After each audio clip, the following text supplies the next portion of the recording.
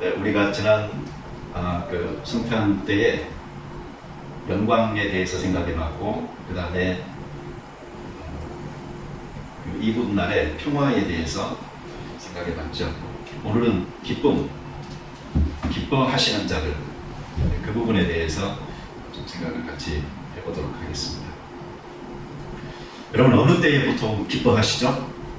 일반적으로 사람들은 어떤 욕구가 채워졌을 때, 자기가 바라는 것이 이루어졌을 때, 그럴 때에 기뻐합니다.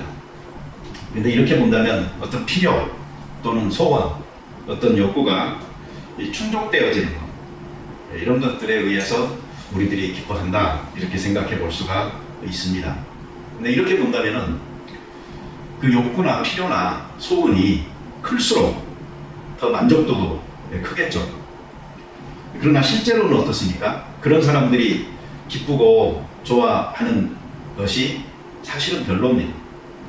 현실에서는 오히려 필요가 많다는 것, 또 욕구가 있다는 것, 어떤 소원이 남달라서 좀 거창할수록 현실에서는 불만도 크고 그 과정은 누구보다도 더 치열하게 전개가 되어져야 되고, 그리고 결과에서도 그렇게 성공하는 사람들이 별로 없고 오히려 실패하는 경우가 더 많아요. 그래서 불행하고 슬픈 사람들이 더 많은 것이죠. 세상 지혜는 꿈을 품고 욕망을 키우고 노력하고 경쟁하고, 그리고 많이 움켜쥐고 꽉꽉 눌러서 채우고 높이 오르고 크게 찬양받고, 그리고 지극한 영광을 누리면서 기뻐하는 그러한 지혜들입니다. 성경은 이와 좀 반대의 지혜에 대해서 가르치고 있습니다. 버려라, 비워라, 내려놔라, 그리고 다른 사람을 더 세워주고 높여주라. 이 하나님이 인간이 되신 이 성육신의 사건이 이루어진 성탄절, 바로 그러한 메시지를 우리들에게 주고 있습니다. 이 성탄절의 이야기를 가만히 보면은 이 세상에서 외롭고 또 힘들게 살고 하는 사람들이 다 거기 모여 있는 듯한 그런 이야기입니다. 집을 떠나서 비록 고향이라고는 하지만 나그네로 베들레헴에 찾아간 그 요셉과 마리아, 여관방을 구하지 못한 가난했던 요셉, 그리고 산모마저도 배려하지 않는 그러한 이웃들의 그 무관심 속에서 마국간과 궁유를 배경으로 예수님께서 태어나십니다. 목자들, 천사들의 소식을 듣고 와서 축하는 했지만 그들의 사회적 신분이나 이 직업적인 어떤 대우나 차별도 무시 못하게 큰 메시지를 던져주고요. 그리고 헤롯의 그 아이들 학살, 얼마나 잔인합니까? 그 힘없는 자들의 생명이 무참하게 짓밟히는 그 모습을 또한 배경으로 하고 있고, 예수님은 바로 애국으로 또 부모와 함께 피난을 떠나야 했고, 그곳에서 그 난민으로 사시다가 나중에 그 나사렛으로 돌아가서 이제 성장하시는 그러한 이 모든 배경을 보잖아요. 그럼 우리 사회가 직면하고 있는 여러 가지 문제들, 그 당시에도 그대로 똑같이 존재했구나 하는 것을 우리에게 깨우쳐주는 그런 배경이라고 생각이 됩니다. 그러니 여러분, 성탄절이 기쁘다 해서 그 기쁨을 오늘 이런 성탄절의 모든 배경이 되는 사람들로부터 유리가 되어진 채로 내가 바라고 소원하고 또 욕망하는 것들, 필요로 하는 것들이 채워져서 누리는 행복으로, 그것이 기쁨으로 그렇게 우리가 착각하지 말고 성경에서 주는 이 메시지, 이 참 기쁨의 내용을 우리가 잘 발견하고 살아갈 수 있으면 좋겠습니다. 이 성경은 기쁨이 성령님께서 우리에게 주는 열매다라고 이야기합니다. 이 열매가 성령이 맺게 도와주시는 겁니다. 그래서 그리스도인들이 성령에 순종하여서 살아가고 또 동행하는 그 삶 속에서 충만하게 느껴질 수 있고 또 그 결과로서 찾아오는 것이 기쁨입니다. 그래서 이 기쁨은 은혜와 어원적으로 봐도요, 그게 동일합니다.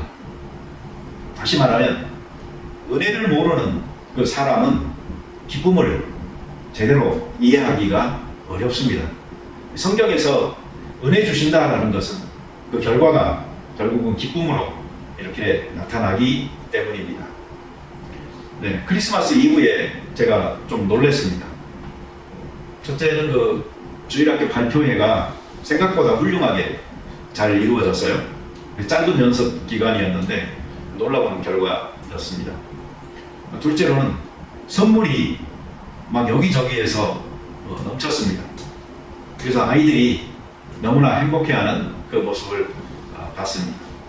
이쁘고 귀엽고 대견한 우리 아이들이니까 많은 선물을 받고 좋아하는 것을 보니 우리들 모두도 같이 다 기뻐했습니다. 근데 그 은송이는 그동안 모은 돈을 다 틀어가지고 그 같은 학생들, 친구들 선물을 한 사람마다 다 사가지고 또 나눠줬다고 합니다.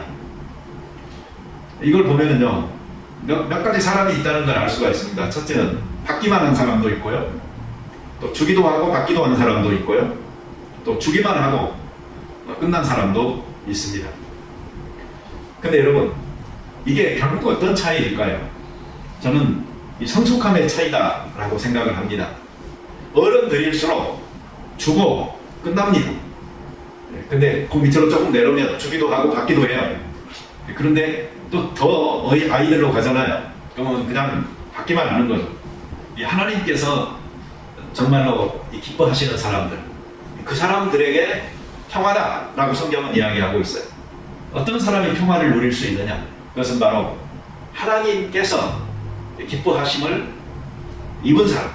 그래서 하나님의 그 뜻이 기쁨으로 그 사람에게 다가간 사람, 그 사람들이 진정한 마음의 평화를 얻을 수도 있고 또 하나님께 영광을 돌릴 수도 있는 삶을 살게 되는 것입니다.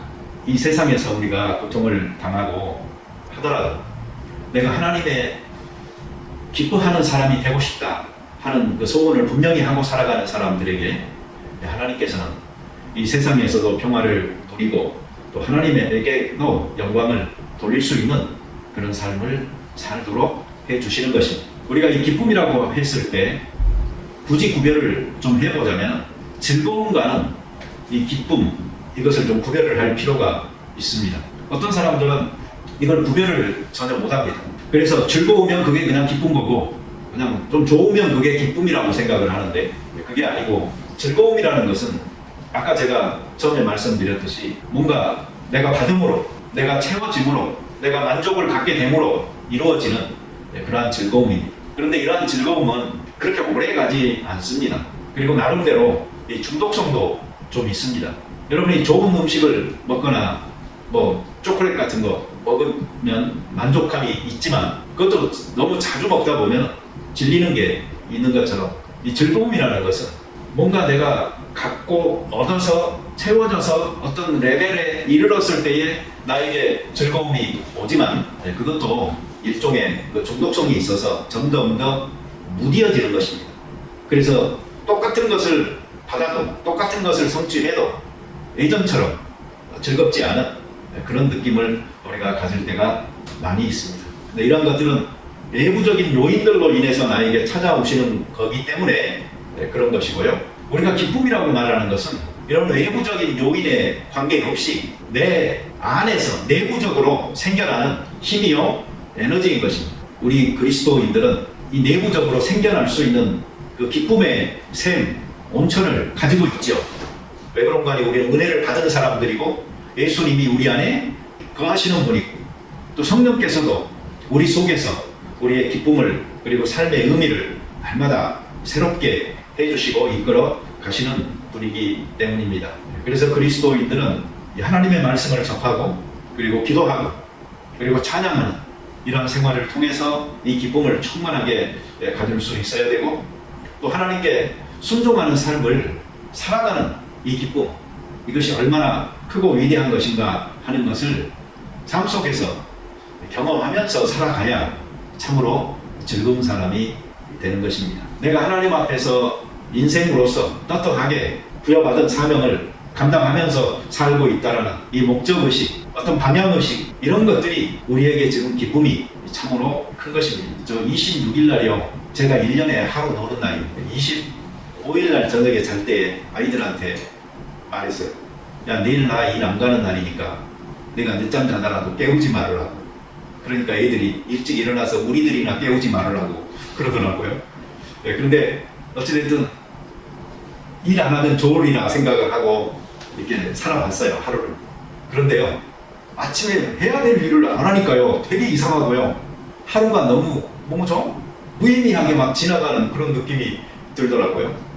그래서 결국 밥 먹고 교회 다 와가지고 청소했어요.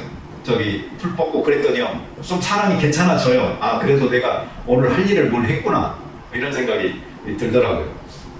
사람이 쉬면 좋겠다 하지만 실제로 눈 뜨고 나서 규칙적으로 뭔가를 이렇게 하면서 살아갈 수 있는 것, 그거 대단한 축복이요, 행복인 것입니다. 그리스도인들로서 하나님께 순종하는 삶을 사는 그 보람이 여러분들에게, 그리고 저에게 날마다 있게 되기를 바랍니다. 그리고 또 한 가지 그리스도인들이 누리는 기쁨은요, 크리스찬 공동체의 기쁨입니다. 이 믿음의 사람들이 서로 소통할 수 있다는 것, 이게 대단한 겁니다. 믿는 사람이 안 믿는 사람들하고 아무리 있어봐야 이게 서로 잘 안 되는 이유가 통하지 않아요. 가치관도 틀리고.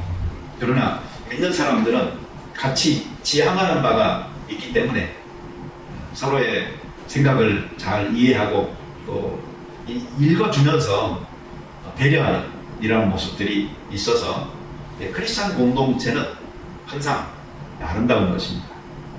우리 성탄절 맞으면서 하나님께 순종하는 기쁨, 그리고 크리스찬 공동체 안에서 서로 만나고 사랑하는 그 기쁨을 우리가 충분하게 누리면 좋을 것 같습니다. 우리 같이 기도 드리겠습니다. 자비로운 주님, 감사합니다. 우리에게 믿음 주시고 이 성탄절의 의미를 이 세상에서 고통당하고 힘들어하는 사람들을 배경으로, 그 장면으로 설정하시고, 해마다 이때가 되면 너의 삶은 무엇을 위하여 살고 있느냐, 어디로 가고 있느냐 하는 질문을 던져보게 하심을 감사드립니다. 우리가 하나님 앞에서 부끄럽지 않게 하여 주옵소서. 지극히 높으신 하나님의 아들 예수님께서 이 땅 위에 정말 낮고 천한 모습으로 오셨는데, 우리가 그 모습을 본받아 우리를 비우고 낮춰 섬기는 삶을 살지 않고 오히려 하늘 끝에 영광을 탐하여 살아간다면 이것이 얼마나 하나님 앞에서 부끄럽겠습니까?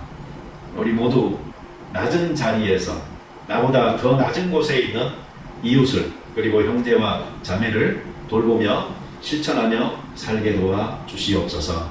우리들 모두에게 필요한 사람이 나눌 때에 더더욱 풍성해짐을 믿사옵나니, 이 연말에 고국을 떠나 이국 땅에서 힘들어하는 삶의 문제들을 안고 사는 사람들끼리 더욱 의지하면서 이 사랑의 따뜻함을 느끼고 축복받는 자로서 서로가 하나님 아버지 앞에 바로 서는 삶을 위해 노력하게 도와 주시옵소서. 예수님의 이름으로 기도드립니다. 아멘.